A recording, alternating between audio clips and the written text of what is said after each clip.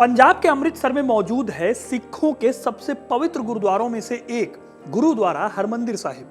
हर रोज यहाँ करीब 1.5 लाख लोग दर्शन करने आते हैं। सोने की छतरी से ढके हुए इस गुरुद्वारे को दुनिया स्वर्ण मंदिर के नाम से जानती है।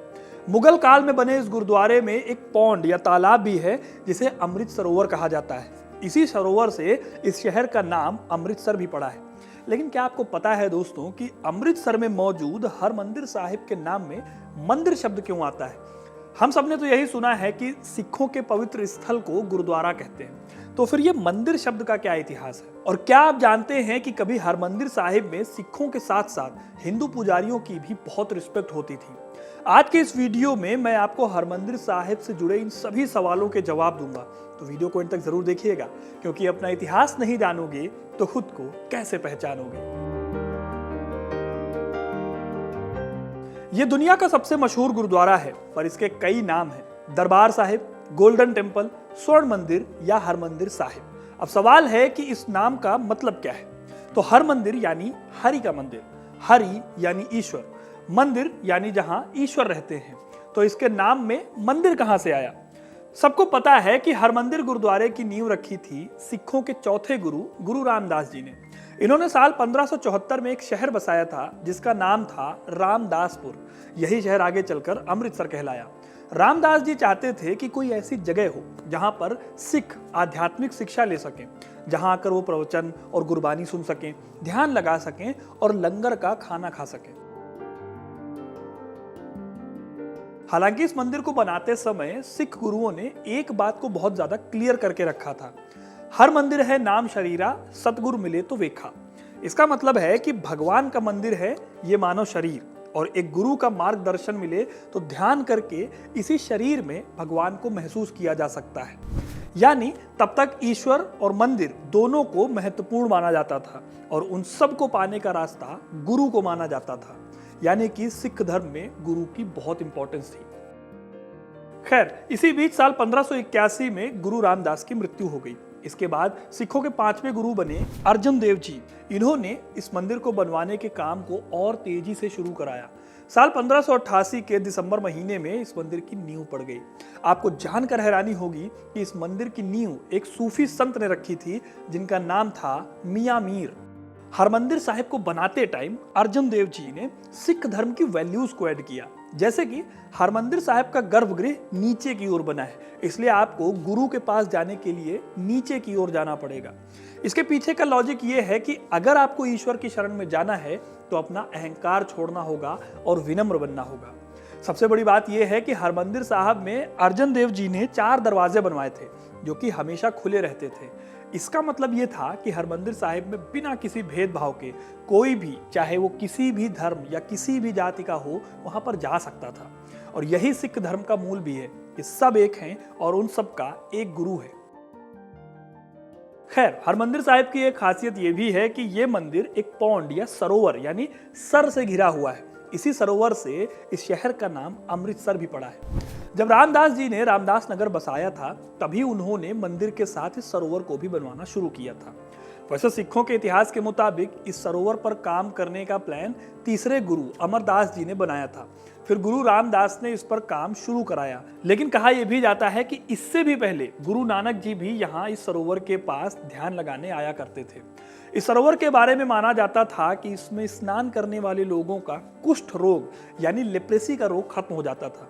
इसके पीछे एक कहानी भी कही जाती है जो कि काफी पॉपुलर है। दरअसल यहाँ पर दुख भंजनी बेरी नाम की जगह है। अगर आप कभी गुरुद्वारे जाओगे तो वहां इससे जुड़ी कहानी मिल जाएगी आपको। कहानी के हिसाब से एक बार एक पिता ने अपनी बेटी का विवाह एक ऐसे आदमी से कर दिया जिसे कोढ़ का रोग था।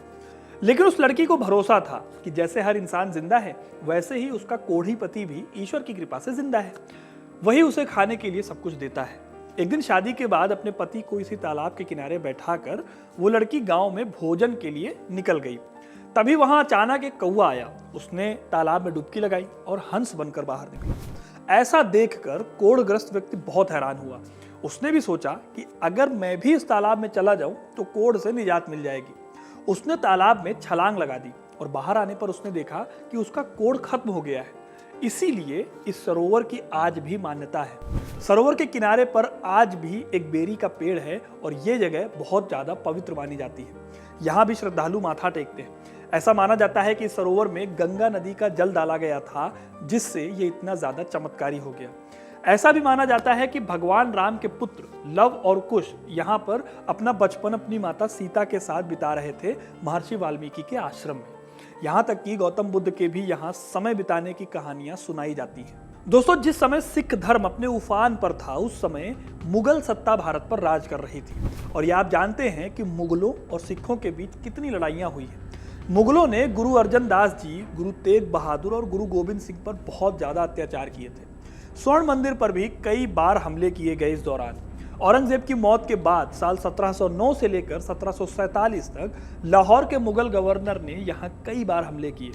ऐसे ही साल 1757 और 1761 में अहमद शाह अब्दाली ने भी अमृतसर पर अटैक किया और हरमंदिर साहिब को ध्वस्त कर दिया। लेकिन सिखों ने इस तरह के तमाम हमलों को झेलने के बाद भी हरमंदिर साहिब के प्रति अपनी श्रद्धा में कोई कमी नहीं आने दी।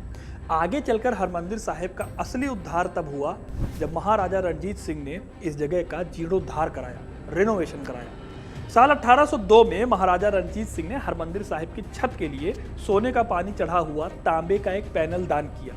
इसकी कीमत उस टाइम पर करीब 5 लाख रुपए थी। फिर साल 1809 में उन्होंने संगमरमर और तांबे से एक बार फिर मंदिर का रेनोवेशन कराया और 1830 में रणजीत सिंह ने गर्भगृह को सोने की पत्ती से मढ़ने के लिए सोना दान किया। इस तरह आगे चलकर हरमंदिर साहिब को लोग स्वर्ण मंदिर बुलाने लगे। यहाँ मंदिर में एक शिलालेख पर महाराजा रणजीत सिंह के इन सभी दानों का पूरा ब्यौरा मिल जाता है। दोस्तों, स्वर्ण मंदिर सिख धर्म के सबसे इंपॉर्टेंट धर्मस्थलों में से एक है, लेकिन यहाँ पर दूसरे धर्म के लोगों पर भी कभी कोई रोक नहीं रही थी। साल 1905 तक स्वर्ण मंदिर में सरोवर के पास हिंदू पुजारी भी रहते थे।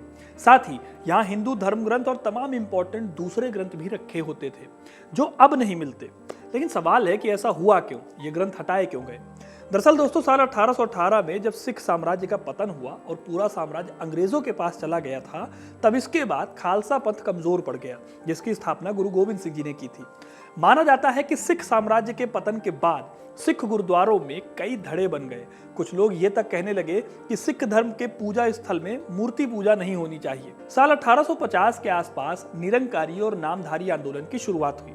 इसी आंदोलन ने 1870 के दशक में सिंह सभा आंदोलन को शुरू किया। इस आंदोलन का मकसद था सच्चे सिख धर्म का प्रचार करना और सिख धर्म को, उसके प्राचीन गौरव को बहाल करना। सिखों की ऐतिहासिक और धार्मिक पुस्तकों को लिखना और उन्हें सिखों में बांटना। इसी कड़ी में साल 1905 में अमृतसर के हरमंदिर साहिब से हिंदू पुजारियों को और मूर्ति पूजकों को हरमंदिर साहिब से बाहर कर दिया गया। आगे चलकर सिख धर्म में अपने मूल्यों को लेकर स्ट्रिक्टनेस और भी ज्यादा बढ़ी और नतीजा ये हुआ कि साल 1920 में शिरोमणि अकाली दल और गुरुद्वारा प्रबंधक कमेटी बनी, जिसने हरमंदिर साहिब से सिख धर्म से अलग दूसरे धर्मों के तत्वों को बाहर कर दिया। तो दोस्तों, ये थी कहानी हरमंदिर साहिब यानी स्वर्ण मंदिर की। आपको कहानी कैसी लगी कमेंट करके जरूर बताइएगा। वीडियो को लाइक और शेयर करना ना भूलें और ऐसी इंटरेस्टिंग कहानियों के लिए, इतिहास से जुड़े रहने के लिए हिस्ट्री कनेक्ट को सब्सक्राइब जरूर करें। धन्यवाद।